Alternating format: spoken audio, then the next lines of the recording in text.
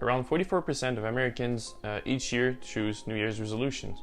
And of course, New Year's is not the only time to pick up new habits or quit some of the bad ones that we've gathered. But looking into New Year's resolution gives us a lot of interesting statistics, like did you know that almost half of the people that do New Year's resolution actually fail? And well, whether you're trying to build new habits or quit some of the bad ones you've gathered, it's not an easy task. As I decided I was going to build a new habit every month for the next 12 months, I thought it would be fitting to share with you some of the knowledge I acquired while doing some research. The tricky thing about habits is that they come from a part of the brain that we don't really have any control on.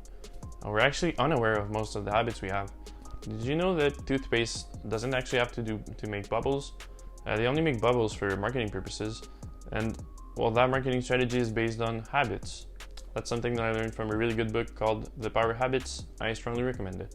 What happens when you build habits is that your brain looks for an action, like brushing your teeth, and then something satisfying afterwards, such as, well, the little bubbles or that fresh feeling that you have in your mouth after brushing your teeth. And after a while, this becomes a loop, a habit loop. This loop is made out of 4 parts. The first one being the cue. You could think of the cue as being like a trigger or a stimulus, and that can really be anything. It could be a smell, it could be a person, it could be a feeling, like if you're extremely bored at work. You then have a craving. So you start to crave something, you really want something. And this doesn't have to be like an urge to do something, it could be like, you can think of it a bit like a motivation if you want. So that's when your brain knows like the outcome, and that's what it's searching for. So let's say you're a smoker, your craving would be that nicotine hit. If you're trying to go to the gym, well, that could be like feeling sore or having that, well, you'll be proud after your workout, that could be it. It could even be something like a small bit of energy or salt that you get when you eat a chip. Or, well, if you're looking for more energy and more salt, it could be an entire bag of chips. We then have the response. That's usually the only part that we notice. That's when you actually do the thing. So it's when, let's say you light your cigarette, or like when you eat your chips, or when you do your workout. And that's the part that we have the most control on. Finally, we then have the reward, what your brain has been craving. And the thing is that that reward reinforces the cue, and well, that's why it's an endless loop. Understanding this loop is super important if you want to build new habits or quit some of the bad ones you might have had. And well, you want to start with your goal. You want to have a clear goal. You want to know what does success look like for you. This is super important because it will give you direction. You'll know where to aim at, and just understand that your goals might change with time. So I'm doing 30-day experiments where I try to build a habit every month. And well, success for me during those experiments is to stick to it and not quit for 30 entire days. The last one I did was meditating, and my goal for this habit was to work on having better sleep. I want to increase my focus and also manage my stress. Let's say you're trying to quit a bad habit. It's a lot easier to change your response than it is to just go cold turkey and quit the entire thing. So what you want to do is you want to swap a bad habit for a better one. Whenever I get bored, I tend to grab a snack, which, well, isn't really good for me, of course. And what I've been doing lately is I've been chugging a glass of water instead.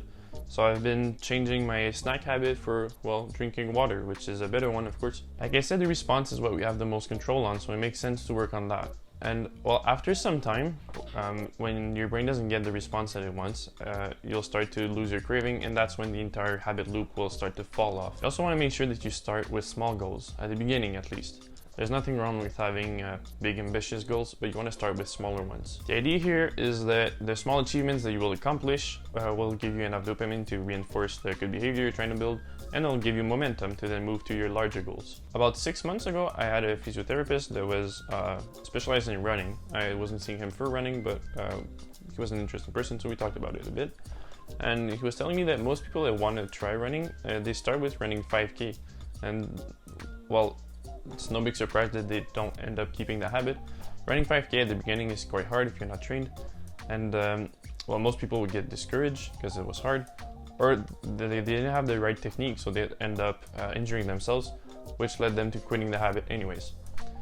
So what he recommended is to start with just, well, with time at first. He was saying run like a little 5 minutes every day, and then kind of increase that time over like a month or something.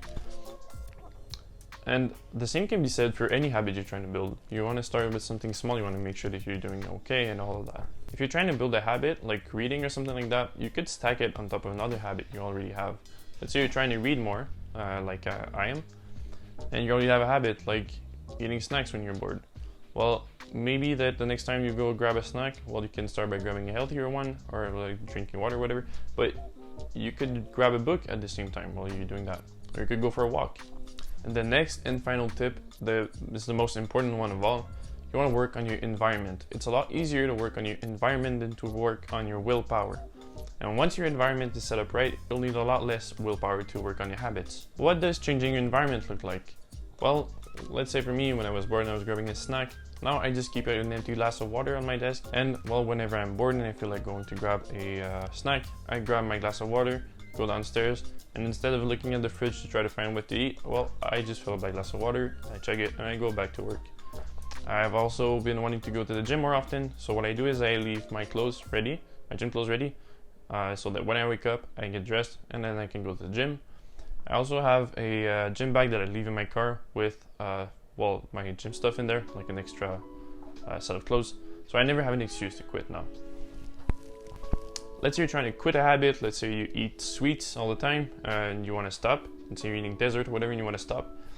Something you could do is just throw what you have away and don't buy it anymore. If you don't have any sweets, you won't eat any sweets. It'll make it a lot easier to stop. Like I said, I'm trying to build 12 new habits for this year, one every month.